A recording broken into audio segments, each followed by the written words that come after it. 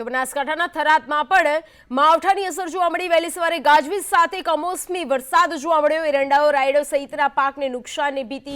પાક લેવાના સમયે જ વરસાદ આવતા ખેડૂતો ચિંતિત બન્યા છે। તો વધુ વિગતો સાથે ફોનલાઈન પર ધવલ જોશી જોડાઈ ગયા છે। ધવલ, હવામાન વિભાગની આગાહી પ્રમાણે વરસાદી ઝાપટા જોવા મળ્યા છે, હાલ ત્યાંની શું સ્થિતિ?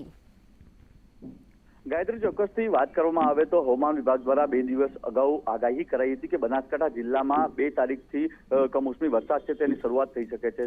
જો કે હવામાન વિભાગની આગાહી અનુસાર જ બનાસકાંઠા જિલ્લાના વાતાવરણમાં વહેલી સવારથી જ પલટો આવ્યો છે। સમગ્ર જિલ્લામાં વાદળછાયું વાતાવરણ છે તે જોવા મળી રહ્યું છે। ત્યારે જિલ્લા મથક પાલનપુર, ડીસા, થરાદ, કાંકરેજ, દિયોદર સહિતના અનેક વિસ્તારોમાં કમોસમી વરસાદ થયો છે। વહેલી સવારથી જ કમોસમી વરસાદની શરૂઆત થઈ છે। મહત્વની વાત છે કે ખેડૂતોએ જિલ્લામાં રવિ સિઝન દરમિયાન પોતાના ખેતરોમાં એરંડા, જીરું, રાયડો, ઘઉં સહિતના પાકોનું વાવેતર છે તે કર્યું હતું। આ પાક છે તે તૈયાર થઈ ગયો છે અને પાક લેવાનો સમય હતો તેવા સમયે કમોસમી વરસાદની શરૂઆત થતા અત્યારે તો ખેડૂતોના મોઢામાં આવેલો કોળિયો છીનવાયો હોય તેવી સ્થિતિ સર્જાઈ છે।